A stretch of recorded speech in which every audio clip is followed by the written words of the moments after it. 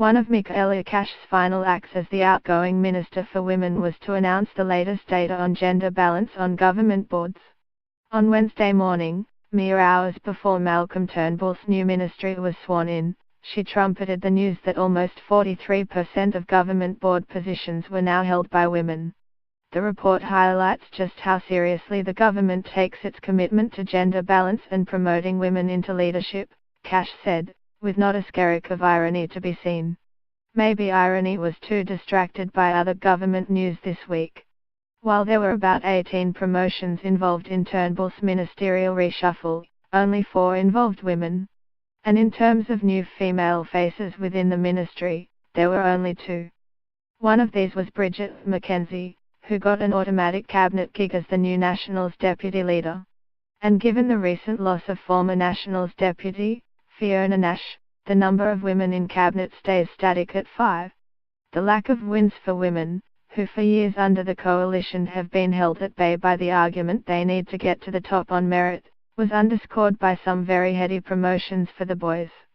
The 2 that stand out are John McVeigh and David Littleproud, 2 Queenslanders, one from the Liberal side of the LNP, the other from the Nationals, who leapt from the backbench straight into cabinet.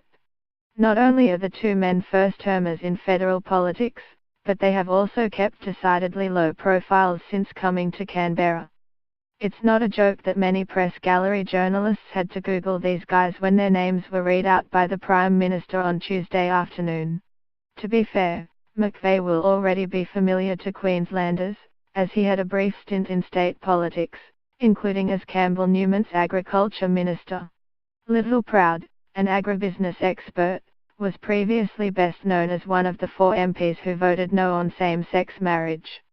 People also had to remind themselves about Damien Drum, another first-term National, who made the junior ministry as Assistant Minister to the Deputy Prime Minister.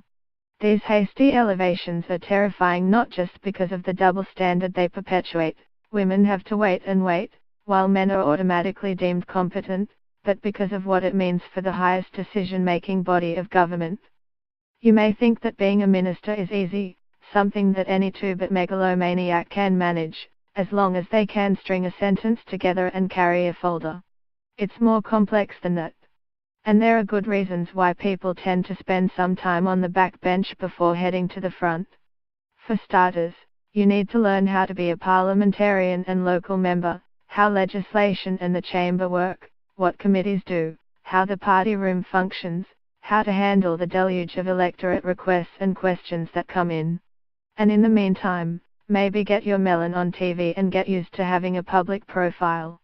Then you need to learn how the rest of government functions, the cabinet and budget processes, how the political side interacts with the public service, how to take responsibility for policies, starting with a small chunk of them, and how to handle a hostile opposition and hostile journalists. So it's fairly terrifying to think Turnbull has just put 3 people into cabinet with no previous federal frotbeck experience, though at least Mackenzie has been in Parliament for a couple of terms.